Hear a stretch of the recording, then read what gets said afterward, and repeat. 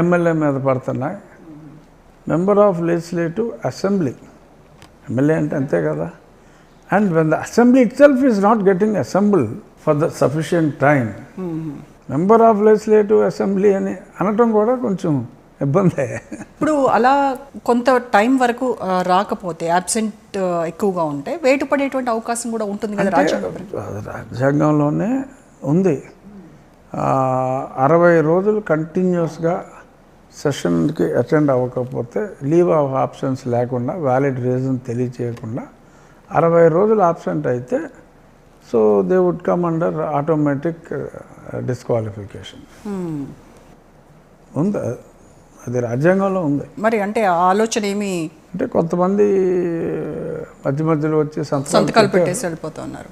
కనీసం తీసుకునేటువంటి శాలరీకైనా, వాళ్ళకి ఎమ్మెల్యేగా శాలరీ వస్తుంది కదా, మరి ఆ శాలరీ తీసుకున్నప్పుడైనా వాళ్ళకి కాస్త మనం వెళ్ళాలి అసెంబ్లీకి, పోరాడాలన్న ఒక అంతే, అది వాళ్ళ ఇండివిజువల్ పర్సెప్షన్. అంటే చారిత్రాత్మకమైనటువంటి తీర్పులు, ఇప్పుడు ఫర్ ఎగ్జాంపుల్ అమరావతి రాజధాని అసెంబ్లీలో తీర్మానం చేసేటప్పుడు కూడా దానిపైన కూడా డిబేట్ చేయకుండా, మేము అమరావతికి వ్యతిరేకం కాదు, అప్పుడు అసలు మాట్లాడకుండా, మళ్ళీ తర్వాత పార్లమెంట్ ఆమోదం పొందిన తర్వాత మావిగన్ అనే కొత్త ప్రతిపాదన, పారగన్, ఇలా ఏ పేర్లు, అది కొంచెం అంటే అసలు మావిగన్ గురించి మచిలీపట్నం, విజయవాడ, గుంటూరు ఆ బెల్ట్ అంతా కూడా, కారిడార్ అంతా గ్రోత్ కారిడార్గా అయిపోతుంది. ఎందుకంటే ఆల్రెడీ అక్కడ డెవలప్మెంట్ ఉంది కాబట్టి ఆ దిశగా ఆలోచిస్తే బాగుంటుంది, ప్రజల్లో కూడా దీన్ని ఖచ్చితంగా తీసుకెళ్తాం క్షేత్రస్థాయిలో దీనిపైన అని చెప్తూ ఉన్నారు. ప్రభుత్వం ఏమైనా నిజంగా ఆలోచిస్తోందా? కాదు, ఇప్పుడు మచిలీపట్నంలో పోర్ట్ ఎలాగో వస్తుంది, సో ఆ పోర్ట్ అక్కడే ఉంటుంది. ఈయన మావిగన్ నుండి పెట్టినా ఏమన్నా ఆ పోర్ట్ ఉంటుంది, ఆ పోర్ట్ తాలూకు డెవలప్మెంట్ ఎటు తిరిగి ఉంటుంది.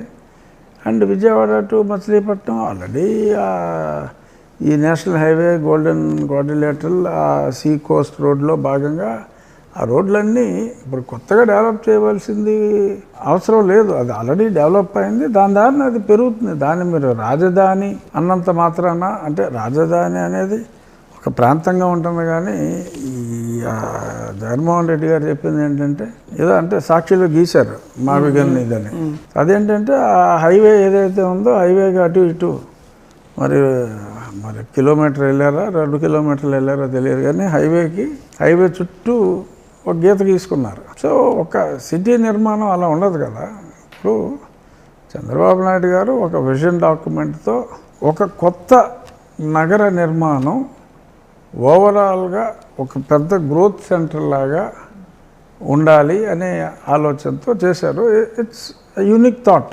మనకి ఎక్కడ ఏ సిటీలు వచ్చినా రాష్ట్రాలు, ఇప్పుడు ప్రావిన్స్ నుండి బ్రిటిష్ టైంలో, తర్వాత రాష్ట్రాలు వచ్చినప్పుడు అప్పటికి అక్కడ ఉన్న ఒక పెద్ద సిటీని ఎంపిక చేసుకొని, సో ఆ సిటీ చుట్టూ డెవలప్ అయింది ఒరిజినల్గా స్టార్ట్ అయినప్పుడు. సో ఇప్పుడు మనకి ఒక పెద్ద సిటీ దీనికి సూట్ అయ్యేది, ఒకవేళ విశాఖపట్నం ఉన్నప్పటికీ విశాఖపట్నం ఎక్కడో ఒక మూలమ్మట ఉంది.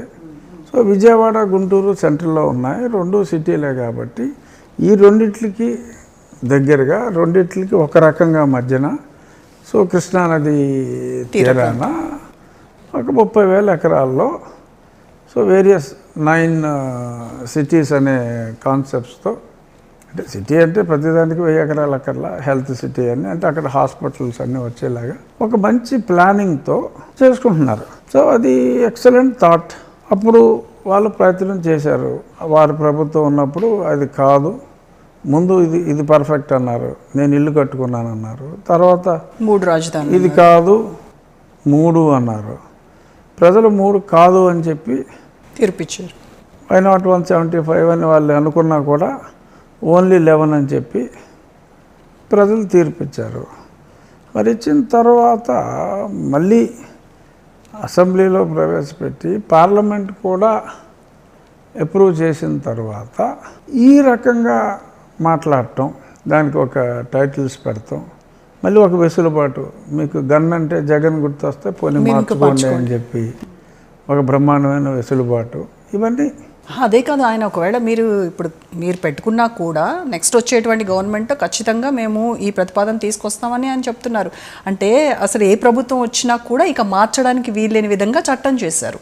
బట్ ఈవెన్ దో నేను వచ్చిన తర్వాత మళ్ళీ అసెంబ్లీలో తీర్మానం పెట్టి దీన్ని మార్చేటువంటి వెసులుబాటు మాకుంది అని చెప్తున్నారు. అదే జగన్మోహన్ రెడ్డి గారు పార్టీ జాతీయ పార్టీ అని చెప్పుకుంటాడు కదా ఆయన. ఆ జాతీయ పార్టీ భారతదేశం అంతా పోటీ చేసి జాతీయ పార్టీనా వైసీపీ చెప్పుకుంటారు, అంటే ఆయన జాతీయ అధ్యక్షుడు అంటారు మరి.